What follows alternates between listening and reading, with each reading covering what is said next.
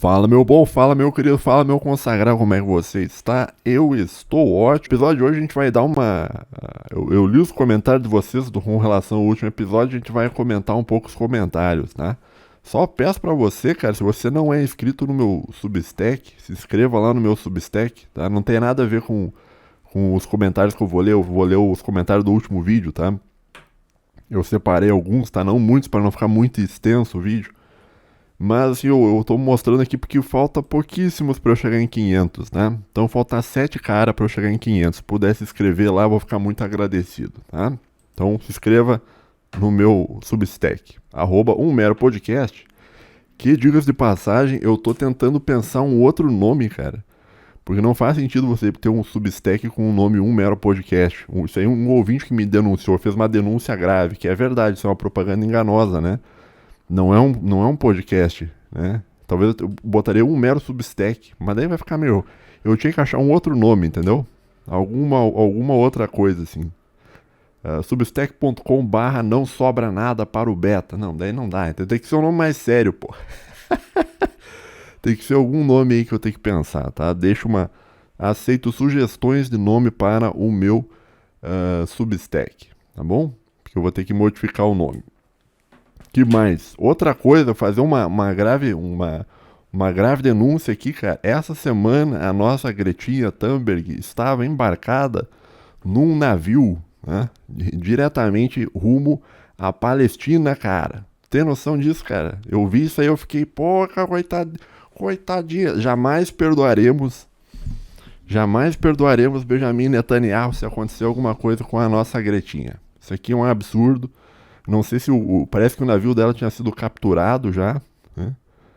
E estão indo, né? Claro que eles estão indo com um veleiro, porque é mais ecológico, né? Não é um barco a gasolina. Ah, eleitor! Passou um eleitor aqui, cara. Mas voltando, eles estão indo com um veleiro por causa para não gastar gasolina, né? Então, mas é um veleiro seguro, ó, tem até um barco salva-vida aqui, ó. Né? E claro, tem o pessoal gastando combustível indo atrás para fazer uma escolta. Vai ter que gastar um monte de combustível o pessoal de Israel lá para parar o barco. Vai dar um prejuízo ambiental grande, mas o que importa é a intenção, né? Então ela estava aqui em um veleiro, né? Isso aqui não tem absolutamente nada a ver com o assunto do vídeo, né? Mas eu achei interessante comentar. Tinha um brasileiro meio várzea. Cadê aquele cara, bicho? Não é você. Passa por lado. Não. Não. Cadê o brasileiro, cara? Não sei, cara. É esse cara aqui, ó, tá vendo? Esse cidadão aqui, bicho, ele... Ah, que cara várzea. Meu Deus do céu. Que cara várzea. Acho que ele namorava uma comunista de iPhone, que depois até saiu do YouTube e tal. Tá, mas é uns puta, que vibe ruim, cara, né? Mas eu devo também dizer que não concordo muito com essa atitude da Gretinha, porque aqui no canal todo mundo sabe que a gente tem um apoio total e incondicional ao Estado de Israel, né? A gente gosta muito do Estado de Israel, porque afinal, tem democracia, é a única democracia no Oriente Médio, né? Os boomers adoram falar isso aí, não a única democracia no Oriente Médio, né? E é uma democracia e tem parada gay. Quer dizer, se tem parada gay e é uma democracia, logo não pode ser ruim, tá? Então eu não sei por que a Greta está indo contra o Estado de Israel ao defender os palestinos, tá?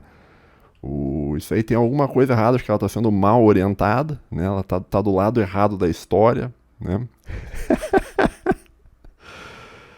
Ai, cara, né? E sei lá, meu, só a título de curiosidade, né, cara? Tu notou que, por exemplo, hoje em dia você ser chamado de antissemita é uma coisa muito menos pesada do que era, sei lá, 2, 3 anos atrás? Eu acho que talvez um dos principais, muito menos pesado, né? Não sei se eu falei certo. Hoje é mais leve, né? O ponto que eu tô querendo dizer. Eu acho que o conflito lá em Gaza, eu acho que causou um dano permanente à imagem do pessoal maravilhoso lá de Israel, né? De um modo global, né? Então, hoje em dia, assim, antigamente, por exemplo, eu lembro que antigamente, se você fazia alguma crítica ao Estado de Israel, pô, vinha um Ministério Público, vinha, tipo, a galera doida, assim, e o pessoal articulando pra você nunca mais ter emprego, pra você, entendeu? Principalmente se tu era do show business, né? Hoje em dia, cara, não, hoje em dia meio que virou meio um ponto de crítica meio comum, né, cara? Então, sei lá, cara. E eu não sei se foi uma boa ideia essa operação militar dos caras, mas também eles não têm. Eles não tinham muita alternativa também, né? Tipo, a alternativa era não invadir lá e deixar os inimigos crescendo ao redor, entendeu? Então, não sei, cara. Eu acho que não havia muita alternativa, né? Mas isso aí vai causar um dano muito grande à imagem, tá? Mas a gente sabe que entre imagem e poder é melhor você ficar sempre com o poder, né? Então eles escolheram o poder, mesmo que suje um pouco a imagem, mas faz parte, né? Enfim, não vamos falar sobre este assunto hoje. Mas enfim, só a título de curiosidade. Me segue no Substack, cara. Porra, não pedi nada nunca, cara. Me segue lá no Substack, cara. Tô com quase 500 caras lá, bicho. Tá? Então me siga no Substack. Bom, vamos dar uma olhada nos comentários aí dos ouvintes, tá? Deixa eu ver se tá certinho aqui a gravação. Alô, alô, alô, tá? Então vamos... e me deixa uma sugestão de nome, tá? Me dê uma sugestão de nome aí pro Substack, tá? Aqui eu tenho alguns prints aqui que eu tirei dos comentários lá. Tá tudo meio aleatório, tá? São 10 prints, a gente vai com calma. Tá? Tem uns até que não são tão grande, tá? Mas vamos lá, vamos abrir o primeiro aqui, tá numa ordem meio aleatória, só fui pegando e botando aqui, tá? Então vamos lá. Perceba que o corte é absolutamente profissional aqui, na hora de cortar ficou uma linha branca. Mas beleza. Disse o senhor DJ Mike 28. DJ Mike, gostei, viu? Gostei. E a foto do cara é um panda com uma coroa. Eu gostei muito da sua foto, viu? Meus parabéns aí pela foto, DJ Mike, né? Disse há um dia atrás: tem horas que não sei se gosto ou não dos seus vídeos. Totalmente eu te entendo, porque eu também não gosto muito dos meus vídeos, não, cara. Ele no YouTube atual sobre política é com certeza o mais pé no chão, porém eu saio desiludido muitas vezes quando chega no final, né? Cara, e sabe que isso é só o meu vídeo no YouTube, ele é só uma fração do que eu entendo sobre a realidade, tá? Então, é muito pior do que você pensa, tá? É muito mais desiludidor do que você pensa, né? Mas obrigado, né? Aquele vídeo que eu tava falando sobre economia, tá? Eu tava tentando falar de uma perspectiva através de pé no chão, tá? Esse é o ponto sobre aquele vídeo. Justamente assim que nem o cara disse, né? É mais pé no chão. Porque quando a gente fala, né, sobre economia, quando às vezes tu vai perguntar assim pra alguém como desenvolve o país, né? Chega e faz uma pergunta, né? Como é possível desenvolver um país? E geralmente a pessoa ela vai te dar uma resposta que a pessoa vai se enfiar lá não sei aonde, lá na ideologia, né?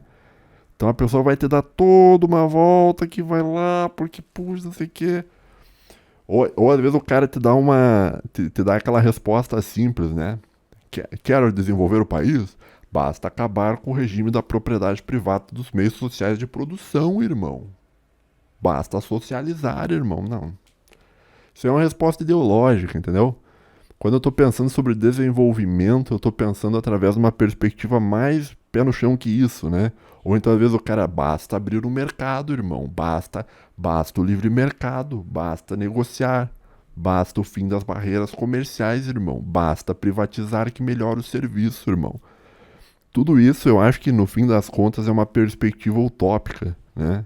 Porque tu meio que tu não tá... Eu acho que... Eu entendo que é interessante tu pensar em um modo assim, talvez mais alto, né? Mas eu acho que a economia é uma coisa muito mais... que pode, não que seja básica, mas que tu pode analisar ela através de fundamentos mais básicos, né? Então ali naquele vídeo, quando eu tava falando assim pra ti, ou você planta alguma coisa na terra e vende, ou você cava alguma coisa da terra e vende, ou você faz um produto com alguma coisa que você cavou ou plantou na terra, né? Então, são 3 modos de gerar riqueza, tá? Isso é o modo mais pé no chão que eu encontrei para pensar sobre isso, tá? Menos ideológico de todos, tá? E eu falo isso meio que baseado no mundo talvez pré-ideológico, né? Antigamente você fazia, como é que você enriquecia um reino, né? Era tendo uma agricultura boa, era conseguindo minérios, né? Depois era tendo a indústria, né? Daí depois começou a indústria, começou a ideologia, daí os caras começaram a loquear, não, basta abrir o mercado, irmão, basta encerrar basta o fim da propriedade privada dos meios sociais de produção, irmão, entendeu? Daí começou uma loucura muito grande, né? Mas eu acho que o negócio talvez seja um pouco mais simples, tá? Não que a economia seja simples, né? Mas na verdade a economia, né, ela vem daquele oikosnomia, né? Economia é um assunto filosófico, né? Quem inventou a economia é um filósofo, né? São os filósofos que criaram a economia, o estudo da oikosnomia, né? Então, por ser algo feito por filósofos, né, provavelmente há um nível de profundidade grande, tá? Mas em muitos casos, você pode pegar um nível mais básico, né? E tentar achar uma solução dentro de um nível mais básico. Porque a solução. Eu tô cansado de falar já, meu. Vou respirar um pouco. A solução ideológica, geralmente ela vai pressupor uma mudança radical do modo que as coisas existem, né? Então, tem que adotar o sistema de livre mercado, tá? Isso aí, para tu fazer isso no Brasil, tu teria que fazer uma revolução. Tem que acabar com a propriedade. Para fazer isso no Brasil, tu teria que fazer uma revolução também, né? E daí a gente tem aquele problema, né? Que na verdade, assim, a ideologia, ela prega que talvez você mude o barco, só que o problema é que não tem como parar o barco. Você tem que mudar o barco com o barco andando, né? Então é difícil, você tem que mudar aos pouquinhos, e aos poucos ir mudando o barco, né? E conforme tu vai mudando, tu vai vendo, confrontando com a realidade, se aquilo ali tá certo ou não. E se tá errado, você muda para algo mais adaptável à realidade, né? Entendeu? Então, às vezes, quando alguém vem falar pra mim de economia, principalmente o pessoal da bolha libertária, né? Geralmente os caras se enfiam lá, não sei onde, porque eficiência econômica, porque papapá, não sei o que, e livre mercado, basta livre mercado, irmão, né? Eu olho e digo, olha, primeiro que você está fazendo uma série de afirmações que você não tem certeza sobre a validade, né? E segundo que o que tu está tentando implementar é um negócio que nem eu falei, tu teria que trocar todo o barco com o barco em movimento, tá? Não é possível fazer isso, né? Então, quando eu vejo alguém com uma solução muito utópica, muito louca, assim, geralmente eu tento evitar esse tipo de abordagem, né? Eu sou uma pessoa mais prática, né? Prática não no sentido utilitário maquiavélico, mas digo prática no sentido talvez virtuoso aristotélico, que seria você tentar utilizar a virtude para interferir na realidade do melhor modo possível, né? E o melhor modo possível inclui justamente ser possível, né? O melhor modo possível inclui o ser possível. E você fazer uma mudança gigantesca ideológica de um país, cara, isso aí não é possível de ser feito. E logo, você pensar desse modo, você não está pensando de um modo virtuoso. Você está pensando de um modo puramente utópico ideológico. Esse é o ponto, talvez, que eu tenho refletido um pouco sobre isso, né? Então, a minha análise sobre economia, por isso que é tão simples, né? Por isso que é tão simples, não no sentido de simplório, né? Cava alguma coisa, planta alguma coisa ou faz alguma coisa usando a indústria, né? Então, isso deu certo com alguns países, né? Pega o exemplo aí que a gente tem da Arábia Saudita, né? A Arábia Saudita era nada, né, no passado. A Arábia Saudita, basicamente, o que eles fizeram no começo, né? Eles começaram a botar um monte de puxar de petróleo bruto, assim, mas bruto, sabe? Sem trabalho nenhum, nada, né? Daí depois, com o tempo, eles foram refinando, foram botando valor agregado, né? Fizeram aquela empresa, que até a última vez que eu vi era a maior empresa do mundo. Geralmente o pessoal pensa que é Apple, mas não é Apple. A maior empresa do mundo é a Aramco, que é uma empresa estatal de petróleo da Arábia Saudita. Né? Uma empresa gigantesca, tá? Muito, muito grande mesmo, né? Então é possível você gerar desenvolvimento literalmente tirando coisas da terra, tá? Então, às vezes, a solução é muito mais simples do que uma solução ideológica, né? E o curioso é que o cara que ele te dá uma solução ideológica, ele defende que a solução é simples, né? Basta abrir o mercado, irmão. Basta aumentar a eficiência econômica, irmão. Basta colocar o melhor produto no menor tempo possível pelo melhor preço, irmão, né? Sendo que, na verdade, não é basta. É muito complicado. O negócio simples mesmo é literalmente você tirar alguma coisa da terra e vender, né? Ou plantar alguma coisa na terra e vender. Ou fazer uma manufatura e vender. Então, isso é meio um negócio meio geral do canal. Eu sempre penso as coisas de um modo mais pé no chão possível, né? O que pode ser feito, né? Como é que a gente pode melhorar o país? Existe algo que pode ser feito, né? E eu acho que talvez por eu estudar filosofia a minha vida inteira durante muitos anos, cara, eu consigo ver que existem pessoas que entram na sua bolha ideológica e o cara enlouquece, o cara fica, porque o livre mercado, porque... Ou os comunistas também, eu via muito disso na faculdade, cara. Então, sei lá, meu, essa é a minha abordagem, tá? Obrigado pelo comentário. Vamos ver o próximo. Será que é só passar pro lado aqui disso? Tá, passar aqui. Tá. Ah, aqui o cara botou um comentário gigantesco aqui, meu Deus do céu. Porra!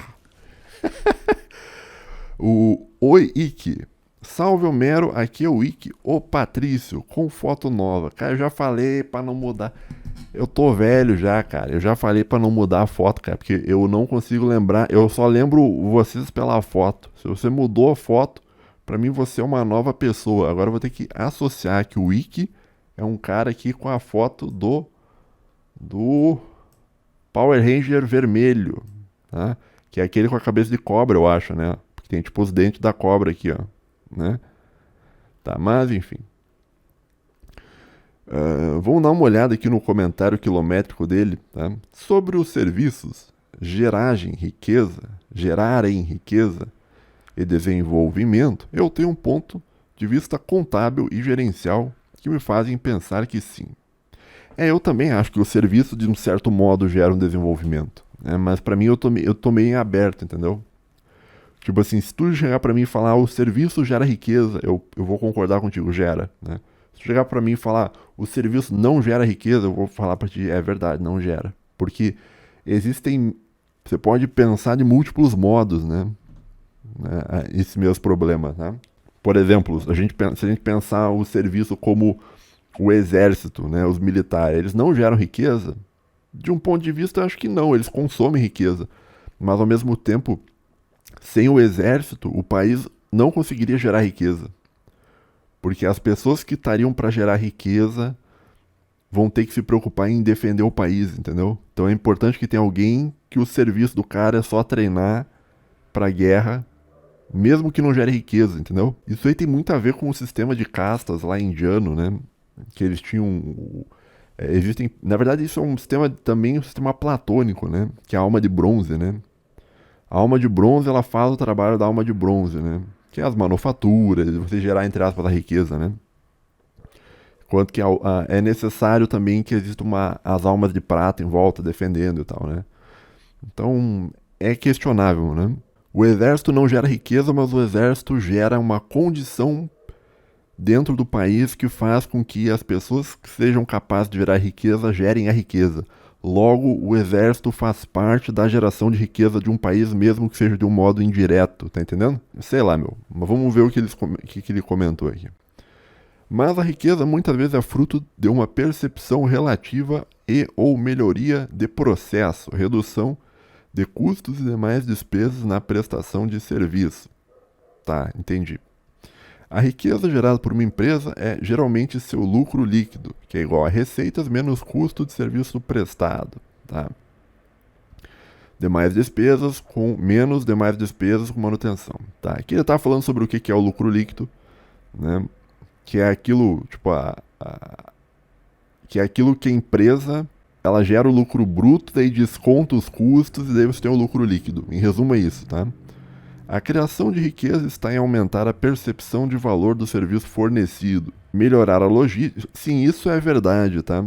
Porque assim, o serviço, tá? Isso é uma questão de mercado sobre a natureza do serviço, né? A avaliação do valor de um serviço, ela depende da percepção do cliente sobre o serviço, né? Por isso que quando você chega em uma barbearia barata, né, simplesmente tu vai lá e cortou o cabelo, né? Agora, se tu vai numa barbearia gourmet, por que que eles cobram duas vezes mais, 3 vezes mais o preço para cortar o teu cabelo? Porque tu não tá só pagando o corte de cabelo, tu tá pagando o corte de cabelo e a experiência de estar cortando o cabelo lá com aqueles caras lá daquela barbearia especial, entendeu?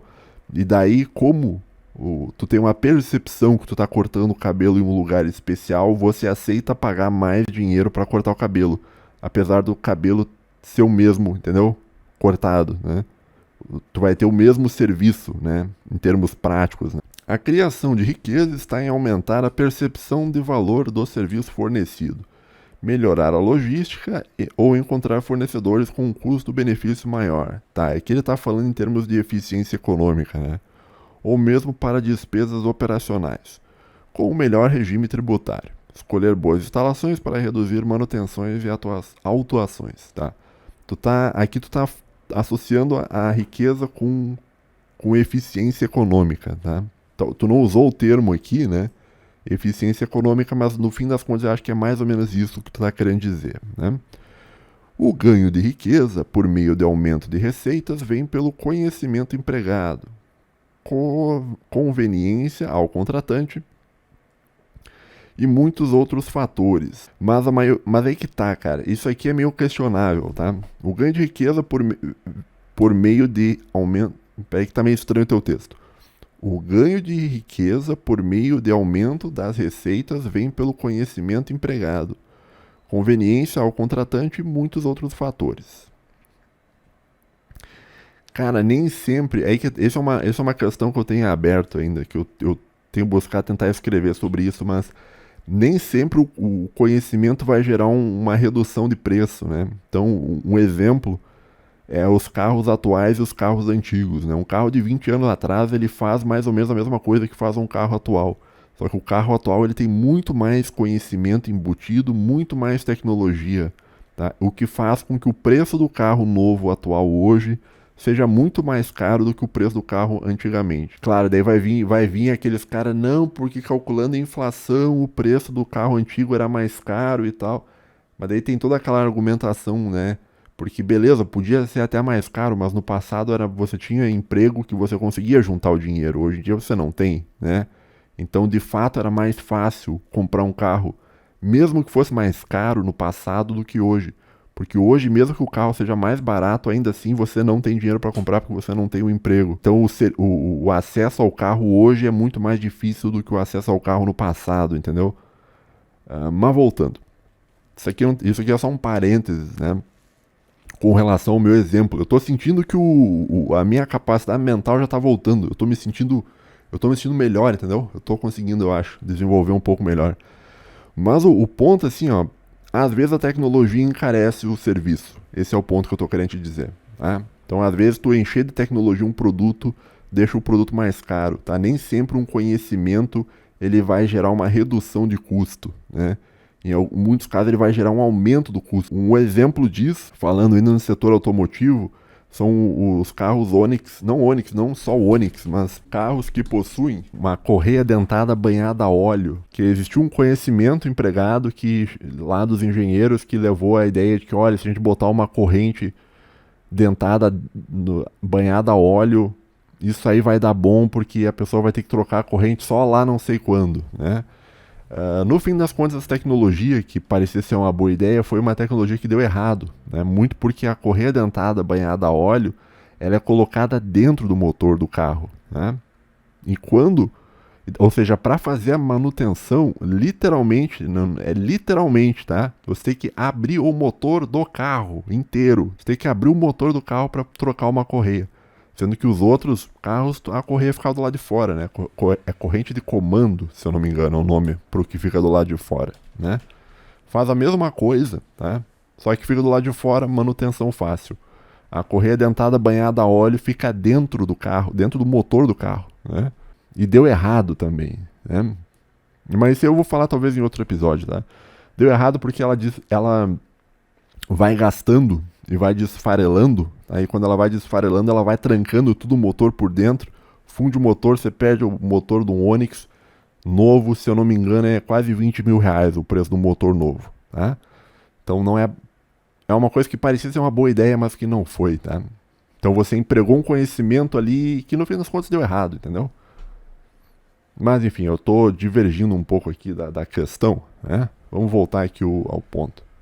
O ganho de riqueza por meio do aumento da receita vem pelo conhecimento empregado, conveniência ao contratante e muitos outros fatores, mas a maioria deles são imateriais na prestação de serviço.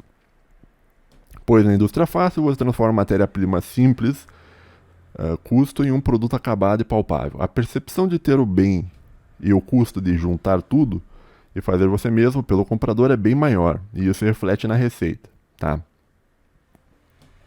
Que é aquilo que a gente estava falando, né? O valor de um serviço, ele é subjetivo, né? Baseado na percepção do cliente sobre o serviço, né?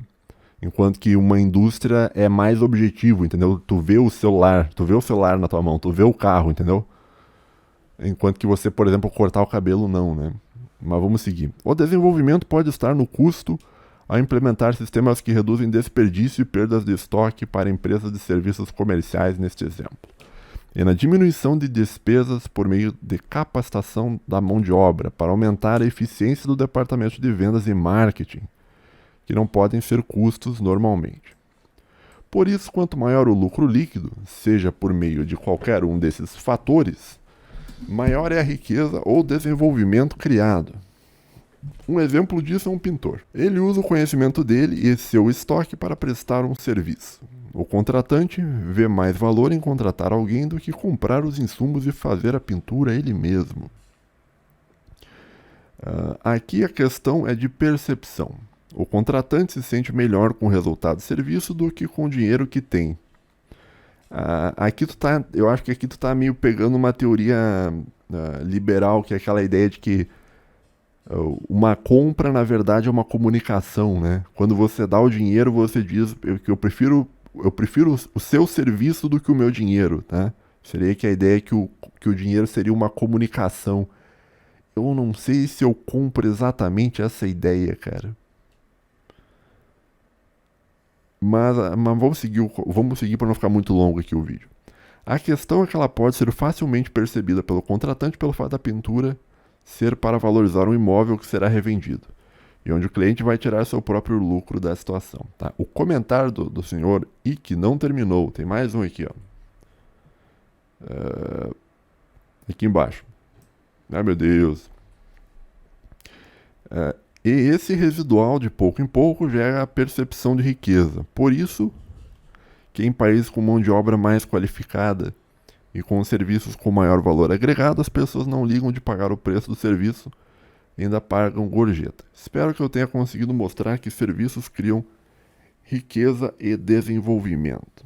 E o Wiki disse: caso leiam Homero e pessoal, peço que me digam se minha explicação faz sentido para você. Aqui o ouvinte ele teve um dia de homem beta, né?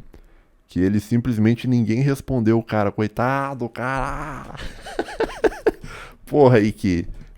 eu tô respondendo porque eu ouvi assim que ninguém respondeu ele, né? Ele, tipo assim, pessoal, digam se a explicação faz sentido e tal, se tá tudo bem.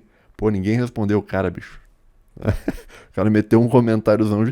Mas eu acho, Wiki, que os caras não te responderam justamente porque tu fez um comentário muito grande, né? Tu tem que entender, o ouvinte, ele é o jovem dinâmico, ele lê 3 linhas e não aguenta mais. Quero ler. E daí ele não lê, pô. O brasileiro não lê, né? Então, tu teria que fazer algo, tu teria que pegar todo esse comentário teu aqui e botar em um parágrafo, tá? E aí que tu vai ver o quão difícil é você se comunicar com o brasileiro, tá? E o quão difícil é pra mim fazer vídeo curto, tá? Eu não consigo fazer vídeo curto, né? Mas obrigado pelo comentário, eu acho que em muitos casos o que tu falou ali faz sentido, tá bom? Um abraço pra você. Vamos seguir aqui mais um. Tem um cara aqui chamado user 13579 espaço K. É o agente K dos Homens de Preto, né? Olá, Homero. Olá. Sugiro olhar o trabalho do economista e professor Richard Werner. Os estudos dele indicam que um país não necessariamente precisa de investimentos externos para sua formação de capital. Tá, mas isso é óbvio, né, cara? Porra! Isso é óbvio, né? Pelo menos pra mim é óbvio, né? Um país não necessariamente precisa de investimentos externos para sua formação de capital. Assim, é lógico, meu. É só você pegar e plantar alguma coisa na terra e vender, pô. Tu tá formando capital, mas sem um investimento externo, entendeu? Você tá tirando o ouro da terra também. Você não precisa de investimento externo para tirar ouro, né? Então, para mim parece bastante óbvio que um país consegue se desenvolver sem investimento externo, né? Porque eu acho que o investimento externo é uma crença do pessoal liberal da escola austríaca, que eles têm... Porque o Mises, lá naquele livro Economic Policy Thoughts for Today and Tomorrow, ele faz uma defesa muito grande do investimento externo, né? Mas o Mises também é uma besta quadrada, não? O Mises era um cara que tinha uma fé muito grande na Argentina.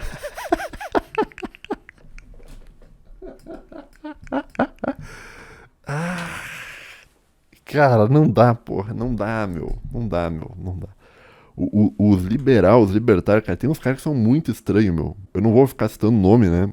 Mas os cara, tipo assim, não, porque eu entendo de economia, não sei o quê. Daí, tipo, todas as escolhas econômicas que o cara faz é umas escolhas erradas, meu. O cara vai lá e cai em esquema. Tem youtuber de economia aí, cara, que caiu em esquema de pirâmide, cara. Lembra da Atlas Quantum? Lembra do. Tá louco, meu. Que isso, cara? O pessoal assim que diz que entende economia e não ficou rico, eu acho meio estranho, entendeu? Mas enfim, vamos parar de rir aqui dos liberais aí, porque senão o pessoal fica brabo. Se tiver algum liberal me ouvindo, ele vai ficar brabo, né? Mas saiba que o Mises ele tinha realmente uma crença que a Argentina seria um grande país, né? Que tinha tudo para dar certo na Argentina, né?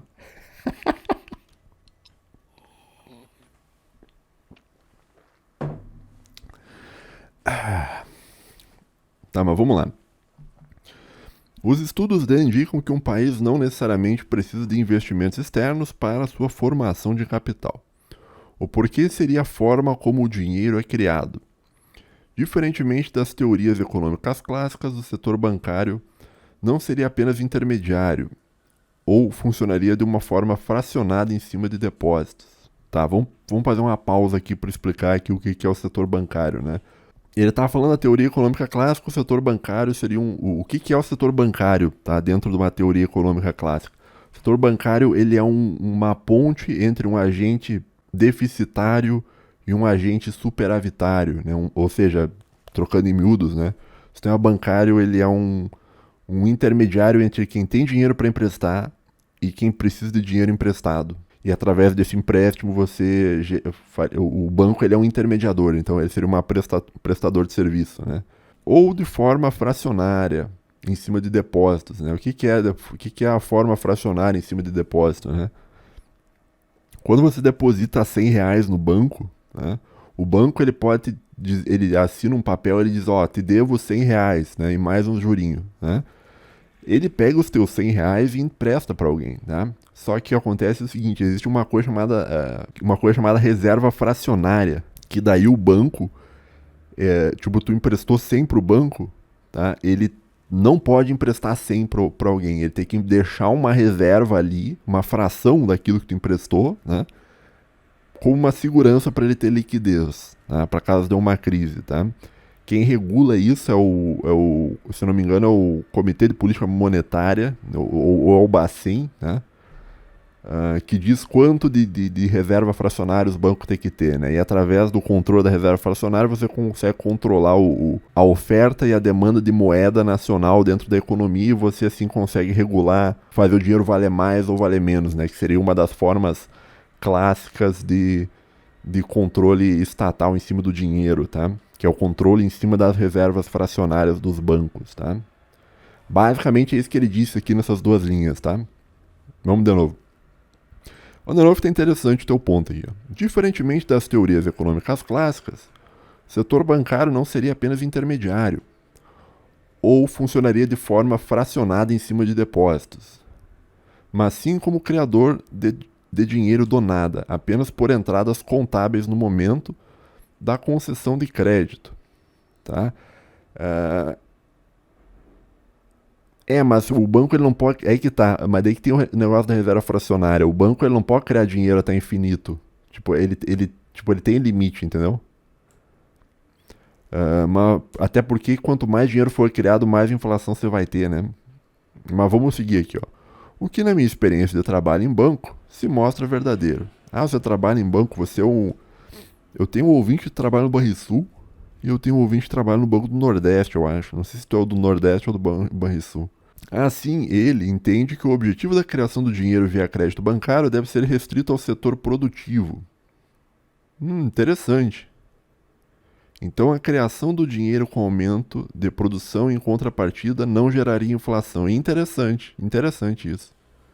Que tipo assim, o banco ele vai gerar um dinheiro, mas ele só vai gerar dinheiro através do setor produtivo, né? Então, quando o setor produtivo ele está produzindo, o banco ele poderia gerar mais dinheiro, tá? Isso, em teoria, seria interessante, talvez. Não pensei muito sobre isso. Mas na prática não existe, tá? Na prática, o banco, o sistema financeiro brasileiro é um. Eu não vou dizer o que, eu não posso dizer o que eu penso aqui. Né? A vampiraiada, sabe a vampiraiada louca lá e tal? Tem um pessoal bem estranho dentro do sistema financeiro, tá? Que gera dinheiro do nada. Não interessa se está produzindo ou não, tá? Não interessa se o país está indo bem ou não. Se estiver indo bem, eles ganham. Se estiver indo mal, eles ganham também, né?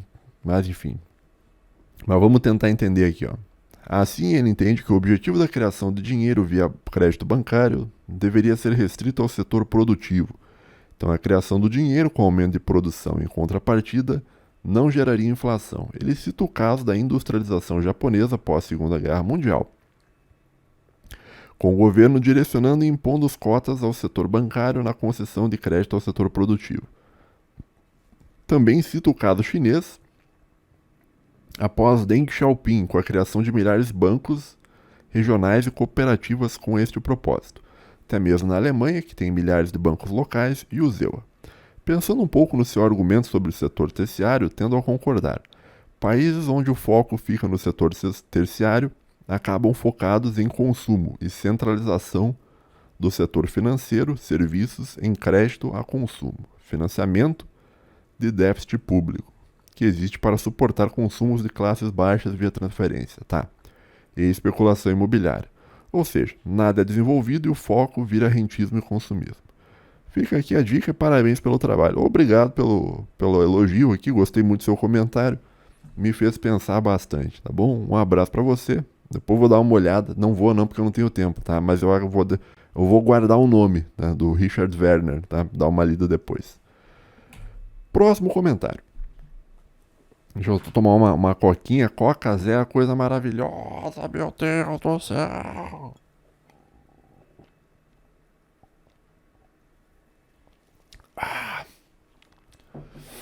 Nossa. Em relação à pergunta, disse o senhor Wellington Ignácio.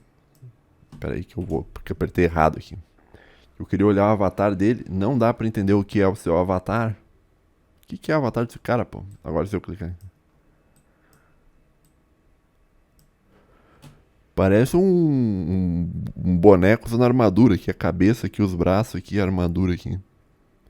Parece meio um boneco meio estilo Factório, né? Sei lá. Em relação à pergunta, os serviços geram riqueza para um país? Acredito que sim, pois no exemplo que você usou da Uber... mas é que eu não devia ter usado o exemplo da Uber, tá? Porque a Uber é um negócio extremamente ideologizado, entendeu? Ou você é 100% pró-Uber ou você é totalmente contrário, porque a uberização do serviço e não sei o que. Eu tinha que ter usado outro exemplo. Acho que o exemplo da Uber não foi um bom exemplo, né? Mas vamos ver o que ele disse aqui, ó. Acredito que sim, né? No caso que serviços geram riqueza, pois no exemplo que você usou da Uber, esta empresa faz com que indivíduos poupem tempo e dinheiro, fazendo com que eles invistam esse tempo e dinheiro em coisas que tenham mais valor.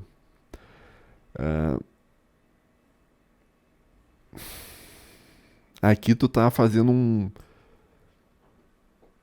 Aqui tu tá tomando um raciocínio contingente como se ele fosse necessário, tá? Teu argumento ele tá tipo assim, ó, a Uber faz com que as pessoas poupem dinheiro e daí as pessoas investem esse tempo e dinheiro em coisas que tenham mais valor, tá? Não, às vezes a pessoa pode investir em coisa que não gera valor nenhum.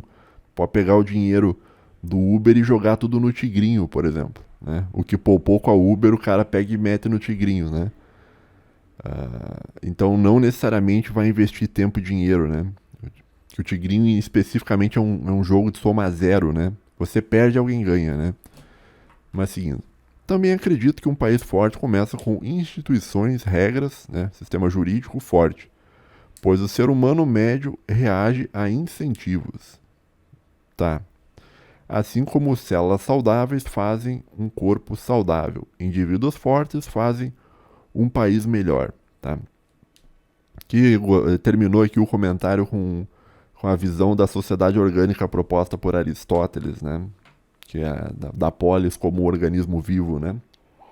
Células saudáveis fazem um corpo saudável, indivíduos fortes fazem um país melhor, né? Mas tem a relação dialética, né? Tipo assim, se o país está ruim, como é que você vai ter indivíduo forte, né? E se os indivíduos são fracos, como é que você vai fazer um país ser forte para gerar indivíduo forte, entendeu?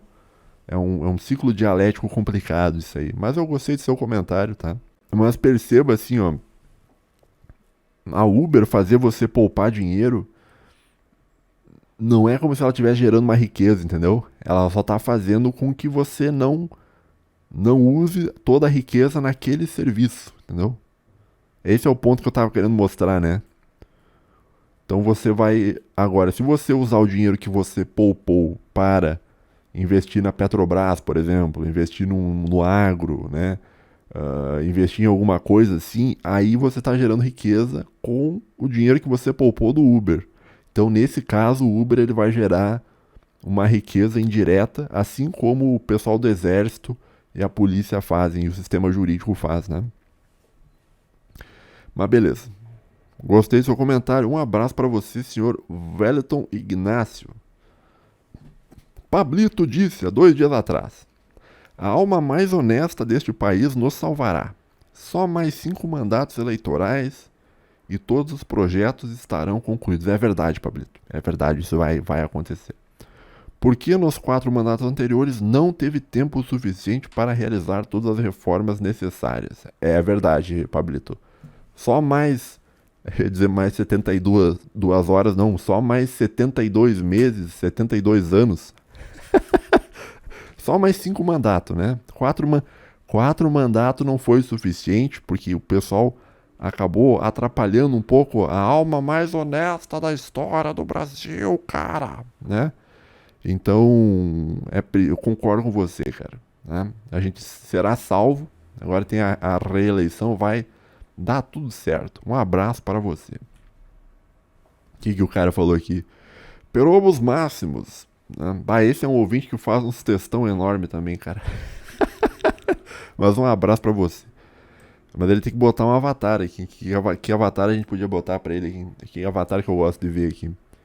Eu gosto de avatar de cachorro, de gato, de bicho. Avatar de animais fofinhos, bonitos. Acho isso interessante. Tem uns ouvintes meus que põem uns avatares de umas estátuas romanas, de filósofo romano, de padre da escolástica, da patrística, né? Então não tem avatar aqui, meu. Pô, um mero. No exato dia que você prevê o fim da globalização, o Lully está em Paris, usando a Marina como garantia para pedir livre comércio para o Macron. KKK. Pediu até para o Macron para deixar ele próprio negociar com os agricultores franceses. KKK, né? Sim, é verdade, né? Mas é esperado, entendeu? Porque, é, tipo assim, que tem tanta coisa nessas primeiras linhas que tu escreveu que é até difícil, né? Vamos, tipo assim, a alma mais honesta da história do Brasil, talvez ela tenha que fazer alguma coisa junto com o judiciário, que também é um judiciário muito honesto. Talvez ano que vem eles tenham que fazer alguma coisa para, entre aspas, salvar a, entre aspas, democracia, como diria o gordão Ucrânia, né? Então talvez eles tenham que salvar a democracia ano que vem, né? Da ameaça fascista, né? Do bolsonarismo, né? Golpista, fascista e tal, genocida, né? E talvez eles precisem fazer alguma coisa mais drástica para salvar o Brasil da ameaça, né?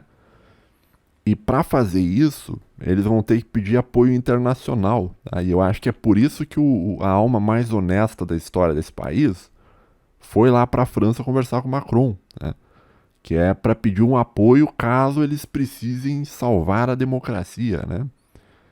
Então, porque assim, apoio ele não vai ter do Trump, tá? Não vai ter do Trump, né? Então ele tá tentando ali articular alguma coisa com a Europa, né? E ele já fez, cara, um monte de viagem pra lá. Eu não contei, cara, mas eu acho que pelo menos umas 4 viagens, 4 encontros, eu diria, porque o Macron veio aqui também, né? Cara, umas 3 ou 4 vezes ele já se encontrou com o Macron e tal. E dessa vez ele disse que vai terminar o acordo de livre comércio, né? Coisa que ele falou no primeiro semestre. Ele falou, não, isso aí a gente vai terminar. No primeiro semestre desse mandato, ele falou, não, porque eu vou terminar. Companheiro, eu vou terminar o acordo de livre comércio com o Mercosul, companheiro. E vou tomar uma cachaçinha, né? E não terminou nada, entendeu? E ele tá dizendo que vai terminar, que não sei o que vai negociar, vai resolver. Não vai, pô. Não vai, tá? Eu acho que não vai, tá? Ele levou a Marina lá, mas uma coisa sobre a Marina, também é uma pessoa muito honesta, né? Que definitivamente não tem ONGs internacionais alienígenas por trás da trajetória política dela desde o começo, né? Uma pessoa muito honesta e muito íntegra. Maravilhosa democracia, meu Deus! Ah, que país maravilhoso, moro no país tropical, abençoado por Deus e bonito por natureza.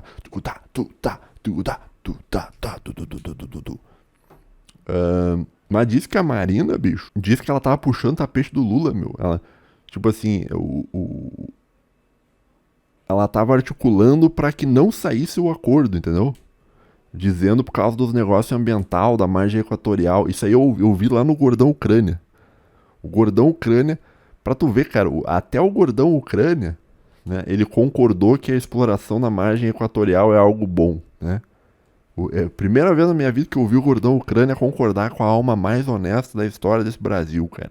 Mas disse ele, né, lá no vídeo dele, que a Marina tava articulando para fazer o acordo não sair por causa dessas questões de meio ambiente e tal, né? Mas voltando. E sim, esse agrônomo da Embrapa que você citou é quem vai embutir o valor no grão e no boi. Tá? Essa produção é quem vai gerar as possibilidades de serviço. O setor de serviços é uma extensão da produção, concordo. É uma parte da produção. Sim, isso aí tinha até um ouvinte que falou isso, né? Tu não tem como prestar. Acho que eu não botei o comentário dele, eu não vou lembrar quem é. Mas ele falou assim: quando você vai cortar um cabelo, que seria um serviço, né? Você vai usar uma tesoura, né? Então, tipo, se você não tiver uma produção de tesoura, você não tem o serviço de cortar cabelo. Então, o setor de serviço, ele nesse caso, ele vai ser uma extensão da produção de aço, né? Tá entendendo o ponto? Então, eu concordo aqui contigo. Eu acho que tá correto.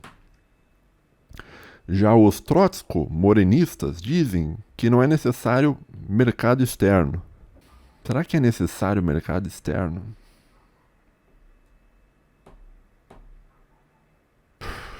Isso aqui é uma questão muito complicada. Tipo assim, para um país eco pequeno, tipo, que não tem tudo que precisa, o mercado externo é necessário. Agora, tu já falando num país que tem tudo, que tem a tabela periódica inteira, daí talvez você poderia não usar um mercado externo, mas ainda assim vale a pena usar um mercado externo porque tu consegue fazer boas relações comerciais e comprar produtos mais baratos e não gastar os teus recursos naturais, mas você gasta o recurso natural do outro país, né? Isso é uma questão complicada, viu? Não sei o que falar do teu argumento aqui, mas vamos ler aqui, ó. Já os trotskos morenistas dizem que não é necessário mercado externo. Basta nacionalizar as 100 maiores empresas e fazer o Gleichschaltung que tu curte. Eu não curto o Gleichschaltung e coisa nenhuma, isso aí é delírio teu, viu? Gleichschaltung. Mesmo que não consigam isso, a pressão do PT, STF e agências reguladoras vai nessa direção. Porém, você também faz um ode à moralidade da CF, numa suposta defesa do produtor brasileiro. Eu faço isso? CF é o que? Constituição Federal? O que é CF, cara?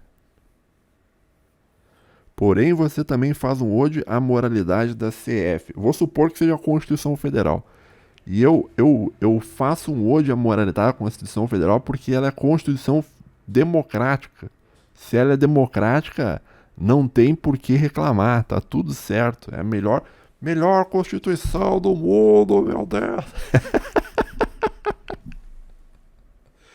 Então aqui a gente está 100% fechado com a Constituição de 88, assim como a gente também está 100% fechado com o Estado de Israel, né? Então é tudo lindo, tudo maravilhoso, né? Nós vamos ver o que ele escreveu. Porém, você também faz uma ode à moralidade da Constituição Federal, numa suposta defesa do produtor brasileiro.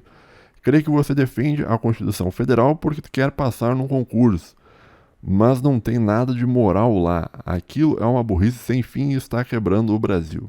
Tá, mas aqui o teu argumento, ele tá meio assim, basta mudar a Constituição, irmão.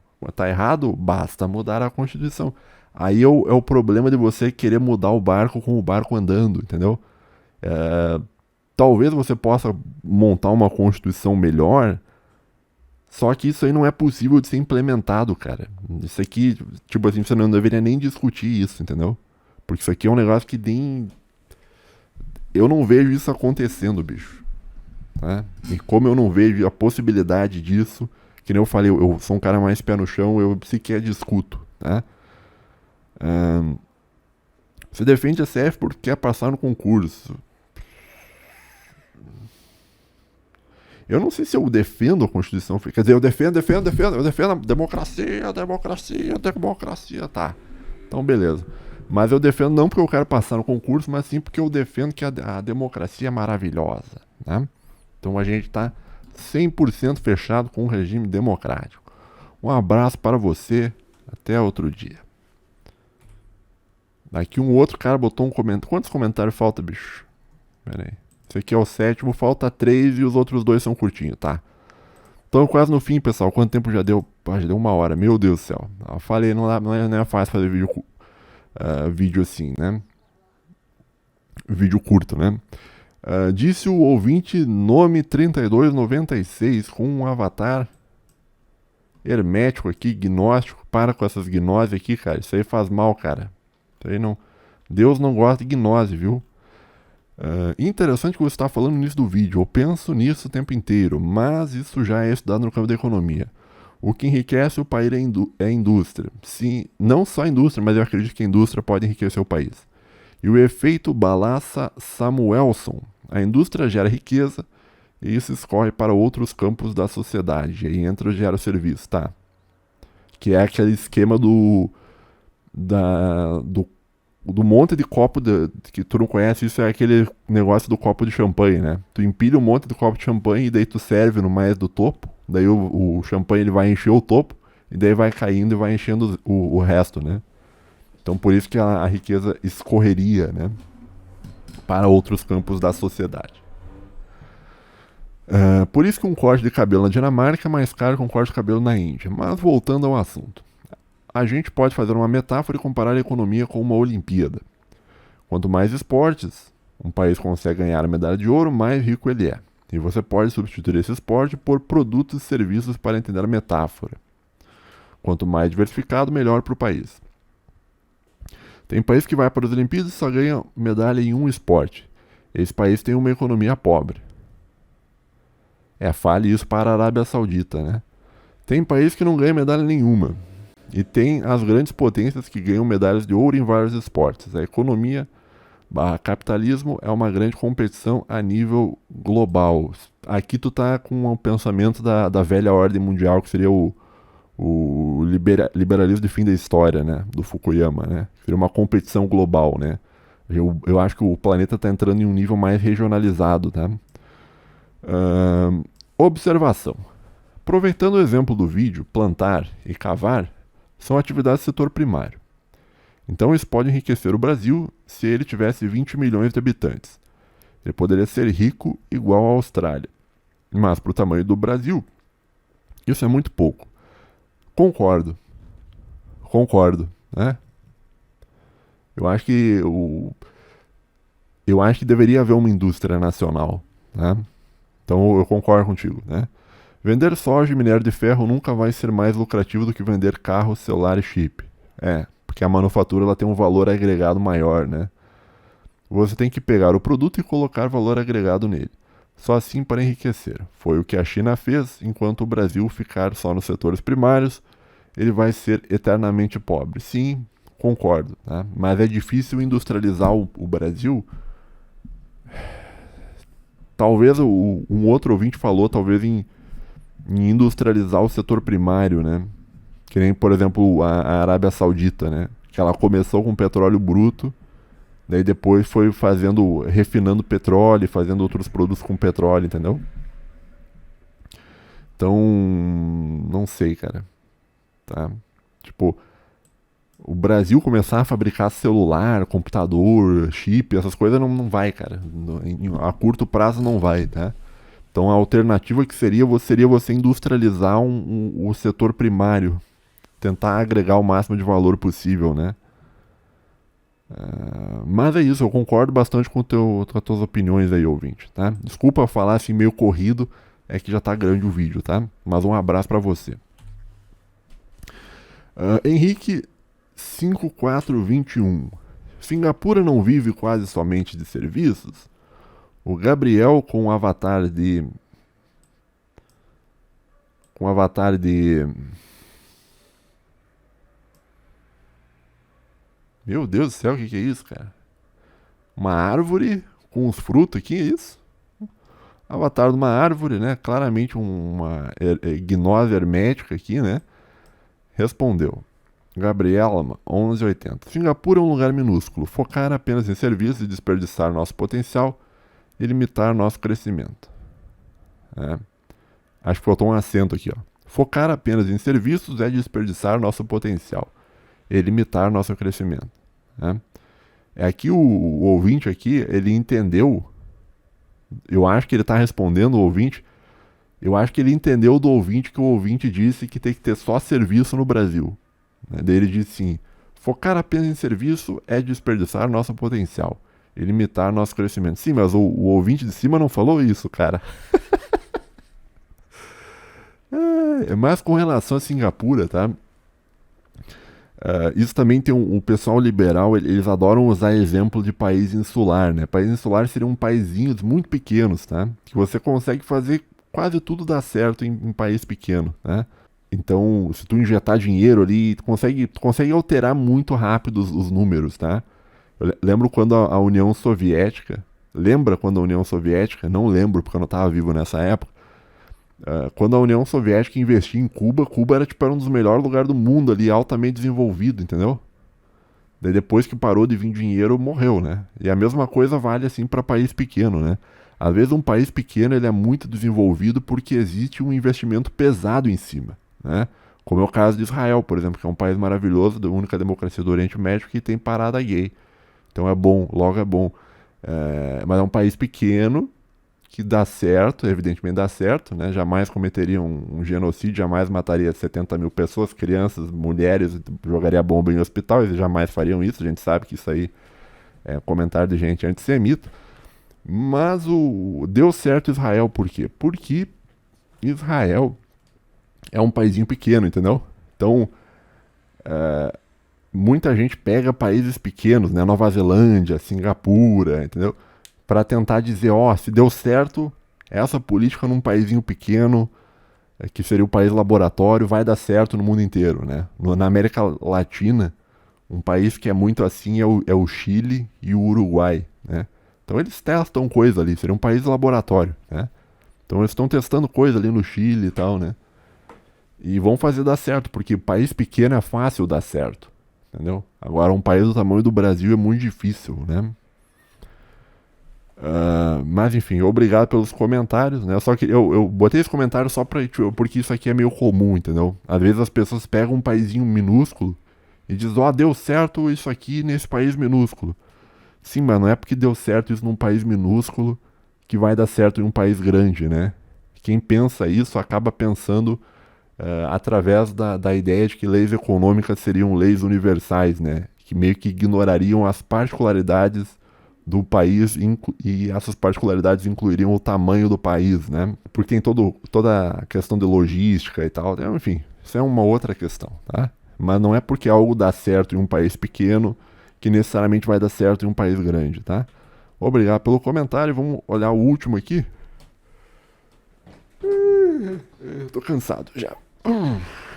A Uber deixou o Brasil mais rico? Senhor Draco Games, com um avatar... Pera aí. Cadê o avatar do Draco aqui, ó? Como é que eu vejo o avatar do Draco? Não dá pra dar zoom aqui, ó. Parece um avatar de uma cobrinha ANCAP, né? Draco Games X disse: a Uber deixou o Brasil mais rico, pois abaixou os custos logísticos do transporte rápido de passageiros, deixando mais capital livre disponível de que outra forma seria gasto de forma improdutiva, com licença de táxis e regulamentações. Daí disse o Natan, botou que tem um avatar aqui, sei lá do que, né? Mas o Natan tá sempre com esse avatar. Continue com esse avatar aí, Natan, porque senão eu não vou saber quem você é, tá? Então, obrigado por manter o mesmo avatar, né? Ele botou uns papelzinhos anotando, né? Então, assim, eu concordo contigo, né? Tipo, que a Uber abaixou o custo logístico do transporte rápido de passageiros, né? E eu concordo que ela deixou mais capital livre disponível, tá?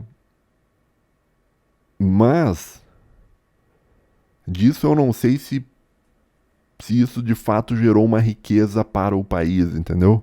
Porque se a pessoa, que nem eu falei, que nem eu disse antes, né? Se a pessoa pegou e botou o dinheiro no Tigrinho, o dinheiro que foi poupado no Tigrinho, né? Mas se a pessoa investiu o dinheiro em um setor produtivo, cara, não sei, cara. Eu entendo o argumento, tá? Você ter mais eficiência econômica significa que tu vai ter menos gasto de dinheiro, né? E vai sobrar mais dinheiro para você investir em alguma coisa, o que vai gerar a riqueza do país a longo prazo, isso, tá? Mas acho que a minha questão ali com a Uber e com corte de cabelo e tal, e setor de serviços de um modo geral, sabe, Draco Games X, é que eu vejo que é uma situação muito ruim pro país, é muito...